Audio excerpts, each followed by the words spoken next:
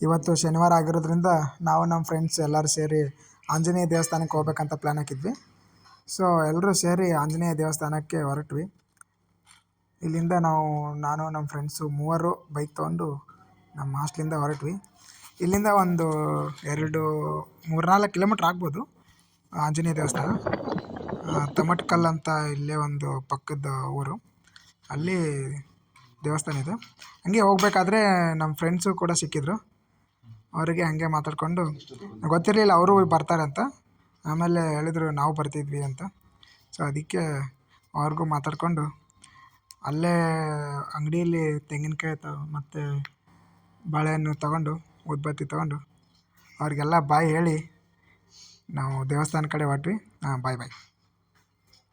Next ನಾವು ದೇವಸ್ಥಾನದಲ್ಲಿ meet ಆಗೋಣ ಅಂತ ಹಂಗೆ ಹೊರಟ್ವಿ. ಹಂಗೆ ದೇವಸ್ಥಾನ ಹತ್ರ ಬಂದೇ ಬಿಟ್ವಿ. ಹಂಗೆ ಮಾತಾಡಿಕೊಂಡು ಇದೇ ಮುಂದೆ ಕಾಣ್ತೈತಲ್ಲ, ಇದೇ ಆಂಜನೇಯ ದೇವಸ್ಥಾನ. ಇದು ಈ ಮುಂದಿನ ಮೂರ್ತಿ ಬಂದ್ಬಿಟ್ಟು ಇವಾಗ ಕಟ್ಟಿರೋದು.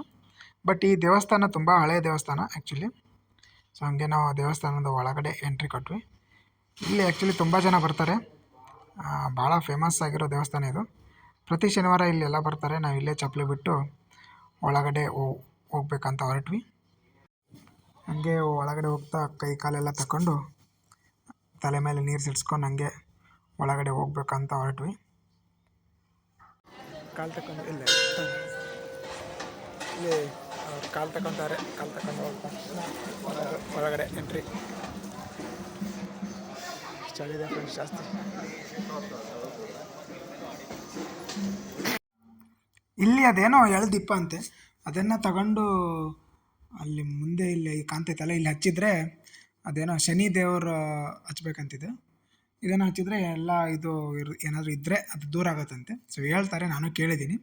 ಸೊ ಅದನ್ನು ನಾನು ತಗೊಂಡು ಇಲ್ಲಿ ಹಚ್ಚಿದೆ. ಇವನು ಕೂಡ ಇಲ್ಲಿ ಹಚ್ತಾ ಇದ್ದಾನೆ. ಬಟ್ ಏನಂದರೆ ಅಲ್ಲಿ ಜಾಸ್ತಿ ಗಾಳಿ ಇರೋದ್ರಿಂದ ಹಚ್ತಾನೇ ಇರಲಿಲ್ಲ. ಸೊ ಅದಕ್ಕೆ ಅವ್ನು ಏನು ಪ್ಲ್ಯಾನ್ ಮಾಡ್ದೆ ಅಂದರೆ, ಅಲ್ಲಿ ಅವನು ತಗೊಂಡ್ಬಿಟ್ಟು ಇನ್ನೊಬ್ಬರು ಇದರಲ್ಲಿ ಹಾಕಿ ಜೈ ಅನ್ನಿಸ್ಬಿಟ್ಟ. ನಾನು ಹಾಕಿ ಬೆಂಕಿ ಹಚ್ಚೋಣ ಅಂತ ಹೊರಟೆ.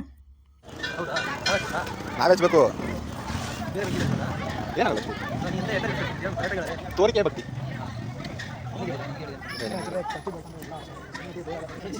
ನೋಡಿ ಸರ್,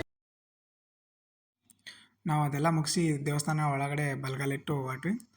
ಈ ದೇವಸ್ಥಾನ ತುಂಬ ಹಳೆಯ ದೇವಸ್ಥಾನ, ಆವಾಗಿಂದನೂ ಪೂಜೆ ಮಾಡ್ಕೊತ ಬಂದಿದ್ದಾರೆ. ಸೊ ಇದು ದೇವಸ್ಥಾನ, ದೇವರ ಬೆಟ್ಟ. ಅಲ್ಲೆಲ್ಲ ನಾವು ನಮಸ್ಕಾರ ಮಾಡಿ ಎಲ್ಲ ಮುಗಿಸ್ಕೊಂಡು ನಾವು ದರ್ಶನ ಎಲ್ಲ ಪಡ್ಕೊಂಡು ಹೊರಗಡೆ ಇನ್ನೇನು ಹೊರಡ್ಬೇಕಂತ ಹೊರಟ್ವಿ. ಇವ್ರು ಆಗಲೇ ಬಂದು ಹೊರಗಡೆ ನಿಂತುಬಿಟ್ಟಿದ್ರು, ಕಾಯ್ತಾಯಿದ್ರು ನಾವು ಬರೋದು. ಇನ್ನೇನು ಹೊರಡ್ಬೇಕು ಅಂದ್ಕೊಂಡ್ವಿ. ಇವನು ಯಾಕೋ ಸಿಟ್ಟಾಗಿದ್ದ. ಆಮೇಲೆ ನಿಂಬೆಹಣ್ಣು 2 ಗಾಲಿ ಕೆಳಗಿಟ್ಟು ಗಾಡಿನ ಅದ್ರ ಮೇಲೆ ತೋರಿಸ್ಬೇಕಂತ ಅಂದ್ಕೊಂಡು 2 ನಿಂಬೆಹಣ್ಣು ಗಾಲಿ ಕೆಳಗಡೆ ಇಟ್ಟೆ. ಆಮೇಲೆ ಇಲ್ಲೇನು ಪದ್ಧತಿ ಅಂದರೆ, ಗಾಡಿನ ತಗೊಂಡು ಆ ದೇವಸ್ಥಾನನ ಒಂದು ಸುತ್ತಾಕಿದರೆ ಯಾವುದೇ ಏನೂ ಆಗಲ್ಲ ಅಂತ ಹೇಳ್ತಾರೆ. ಸೊ ಅದಕ್ಕೆ ನಾನು ಬೈಕ್ ತೊಗೊಂಡೋಗಿ ಅದನ್ನು ಸುತ್ತಾಕೊಂಬಂದೆ. ಆಮೇಲೆ ನಾವೆಲ್ಲರೂ ಕೂತು ಇನ್ನೇನು ಹಾಸ್ಟ್ಲಿಗೆ ಹೊರಡೋಣ ಅಂತ ಟೈಮ್ ಆಯಿತು. ಸೊ ಅದಕ್ಕೆ ಎಲ್ಲರೂ ಕೂಡಿ ವಾಪಸ್ಸು ಹೋಗ್ತಾ ಇದ್ವಿ on the way to hostel. ಇದು ನಮ್ಮ ಇವತ್ತಿನ ಲಾಗ್ ಆಗಿತ್ತು. ಸೊ ಸುಮ್ಮನೆ ಹಂಗೆ ಹೋಗ್ತಾ ಇದ್ವಲ್ಲ, ಸುಮ್ಮನೆ ಹಂಗೆ ಲಾಗ್ ಮಾಡ್ಕೊಂಡು ಬರೋಣ ಅಂತ ಹಂಗೆ ಹೋದ್ವಿ. ಕೊನೆಗೆ ಹಾಸ್ಟೆಲ್ಗೆ ಬಂದ್ವಿ. ಎಲ್ಲರೂ ಇಲ್ಲಿ ಬಂದು ಹೇಳಿದ್ವಿ. ಜೈ ಶ್ರೀರಾಮ್.